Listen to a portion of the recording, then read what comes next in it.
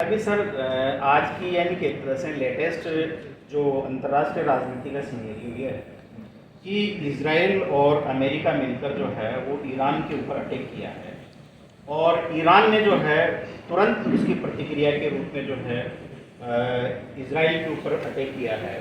अब ऐसी स्थिति में ये क्या थर्ड वर्ल्ड वार का एक संकेत हो सकता है और ऐसी स्थिति में इंडिया का जो है स्टैंड क्या होना चाहिए?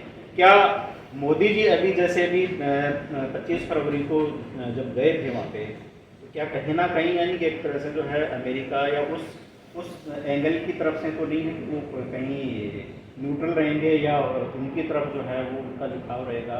तो इस सिनेरियो को आप किस संदर्भ में देखते हैं? देखिए, इजराइल के साथ में जो एक विशेष दोस्ती करने का जो हरदम इनका प्रयास रहा है, तो वो जो है हरदम से एक जो मिडिल ईस्ट की जो कंट्रीज़ है, इजराइल और उनका जो कॉन्फ्लिक्ट है, उसमें इंडिया कहीं ना कहीं न्यूट्रल रोल प्ले नहीं कर पा रहा है। पर इंडिया इसमें एक्टिवली कहीं इस वॉर में इन्वॉल्व हो जाएगा ऐसा नहीं है। ठीक है, हम रेस्ट्रेन रहेंगे इस वॉर में, जो है कहीं हमारा एक्टिव इन्वॉल्वमेंट नहीं होगा। रही बात आपने थर्ड वर्ल्ड वॉर की कहा, तो थर्ड वर्ल्ड वॉर की संभावना नहीं होती है इससे। थर्ड वर्ल्ड वॉर की संभावना तभी होगी सबसे ज़्यादा तो कॉन्फ्लिक्ट जब यूक्रेन और रशिया का हुआ, वहाँ ज़्यादा, क्योंकि रशिया एक बहुत बड़ा मिलिट्री पावर है, न्यूक्लियर पावर है। यूएस के पास जितने न्यूक्लियर हथियार नहीं आज भी रशिया के पास में, तो वहाँ ज़्यादा संभावना थी, वहाँ ये नहीं। वहाँ पर रीजनल कॉन्फ्लिक्ट ये बन सकता है। अमेरिका अगर डायरेक्ट अटैक करेगा, मैं डायरेक्ट अटैक की बात कर रहा हूँ, और वो भी सीरियस अटैक, माइनर अटैक नहीं। सीरियस अटैक का मतलब नेवी और एयरफोर्स से जो है वो डायरेक्ट अटैक करेगा और लैंड फोर्सेस को अगर ग्राउंड करता है तो बहुत बड़ा कॉन्फ्लिक्ट ये हो सकता है। लेकिन फिर भी वर्ल्ड वॉर की सिचुएशन नहीं आएगी जब तक चाइना इसमें डायरेक्ट मिलिट्री अपफ्रंट नहीं लेगा, तब तक वर्ल्ड वॉर का सिचुएशन नहीं आएगा। लेकिन सर चाइना और रसिया है वो और जो उत्तरी कोरिया है, ये डायरेक्टली यानी कि एक तरह से इसको ईरान को सपोर्ट कर रहे हैं। डायरेक्ट सपोर्ट का मतलब होता है मिलिट्री में, जैसे अमेरिकन शिप्स है, चाइनीज शिप जाएगी, अमेरिकन मिसाइल है, चाइनीज मिसाइल जाएगी, अमेरिकन आर्मी जा रही है, चाइनीज़ आर्मी जाएगी। इसकी संभावना बहुत कम है। मैं 2% 5% भी इसकी संभावना नहीं कहूँगा। नॉर्थ कोरिया बहुत दूर है, चाइना जब तक नहीं आएगा नॉर्थ कोरिया डायरेक्टली इन्वॉल्व नहीं होगा। नॉर्थ कोरिया ज़्यादा से ज़्यादा एक कर सकता है, 2-4 मिसाइल अमेरिका पर छोड़ सकता है। रशिया जब यूक्रेन के साथ कॉन्फ्लिक्ट में, ऑलरेडी नाटो के साथ उसका यूरोप में कॉन्फ्लिक्ट चल रहा है, रशिया इतना, और यूक्रेन से भी वो जो अभी तक पूरा यूक्रेन को ओवर पावर नहीं कर पाया, रशिया टेरिटरी क्रॉस करके ईरान में आएगा, इसकी पॉसिबिलिटी बहुत कम है। हाँ, मिलिट्री सपोर्ट देंगे, फिनेंशियल सपोर्ट देंगे, वो चाहेंगे कि अमेरिका को अकेले ईरान ही डाउन कर ले, उससे अमेरिका की ज़्यादा फजीयत हो जाएगी।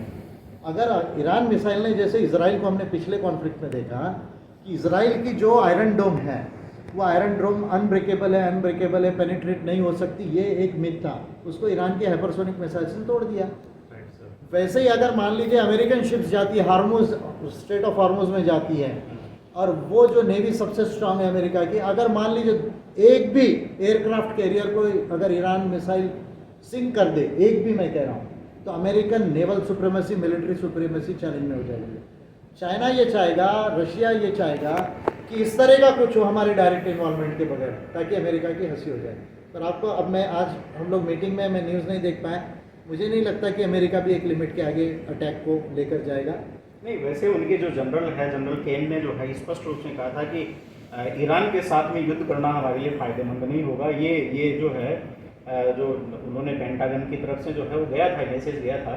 लेकिन कहीं ऐसा तो नहीं कि ट्रंप ने अपनी टैरिफ की सनद को पूरा करने के लिए जो है वो इसमें जो है इन्वॉल्व हुआ हो? कहीं टैरिफ का तो एक इशू है, लेकिन देखिए कैसा है, अमेरिका को सीरियस प्रॉब्लम आ रहा है चाइना की वजह से, ट्रेड में प्रॉब्लम आ रहा है, साइंस टेक्नोलॉजी में आ रहा है, नेवी, अभी चाइनीज़ नेवी सबसे बड़ी नेवी है वर्ल्ड की, लेकिन अमेरिकन नेवी अभी भी पावरफुल है। जितनी शिप्स चाइना बना रहा है ना आज, उतना अमेरिका में नहीं बन रही है और कोई कंट्री में नहीं बन रही है।